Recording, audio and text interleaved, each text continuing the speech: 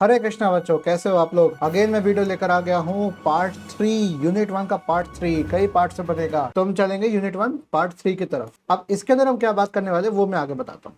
ये बात आ रही है प्रोसेस एनालिसिस की। तो प्रोसेस एनालिसिस होता क्या है? सिंपल सी बात है कि भाई एक रिव्यू है, right. It's a review of entire process flow of an organization. किसी ऑर्गेनाइजेशन का पूरा प्रोसेस फ्लो जो है, पूरा एंटायर प्रोसेस फ्लो है, उसका एनालिसिस है, इसका रिव्यू करना है क्योंकि हमारा प्रोसेस कैसा हो रहा है। ठीक है, क्यों करते हैं? क्योंकि हमें एक थॉरो अंडरस्टैंडिंग चाहिए, एक अंडरस्टैंडिंग हमें समझ चाहिए, ताकि अंत तक हमें समझ सके कि यार मेरा काम हो कैसे रहा है, किस तरीके से हो रहा है, कोई ज्यादा वेस्टेज तो नहीं हो रही, टाइम खर्च तो नहीं हो रहा है, पैसा ज्यादा तो नहीं लग रहा। वो चीज देखने के लिए होता है। और इससे हमारे और फायदा मिलता है कि भाई हमें it's very very helpful to set up targets. ठीक है, यहाँ देखो उधर, set up targets for the purpose of process improvement. ठीक है, तो अब ये कैसे पॉसिबल हुआ? तो ये पॉसिबल हुआ एलिमिनेट करके। क्या एलिमिनेट करके? अननेसेसरी, जो बिना वजह की, बिना जरूरत की जो कोई चीजें, एक्टिविटीज है, उनको हटा दिया जाए, वेस्टेज को रिड्यूस कर दिया जाए और एफिशिएंसी बढ़ाई जाए। ये इस काम के लिए प्रोसेस एनालिसिस होती है। अभी अगले स्लाइड में आपको दिखाऊंगा कैसे काम हो रहा है ये। ठीक है, ऑब्जेक्टिव्स की बात हम कर लेते हैं। ऑब्जेक्टिव्स क्या कह रहे हैं हमारे? ऑब्जेक्टिव सिंपल से बात कह रहे हैं। ऑब्जेक्टिव्स कह रहे हैं कि भाई आइडेंटिफाई करो उन फैक्टर्स को, उन कारणों को जो बहुत मुश्किल पैदा कर देते हैं इस प्रोसेस को समझने में। पहली बात। दूसरा, एसरटेन, ये सुनिश्चित कर लो कि प्रोसेस मेरा कंप्लीट है कि नहीं है। तीसरा,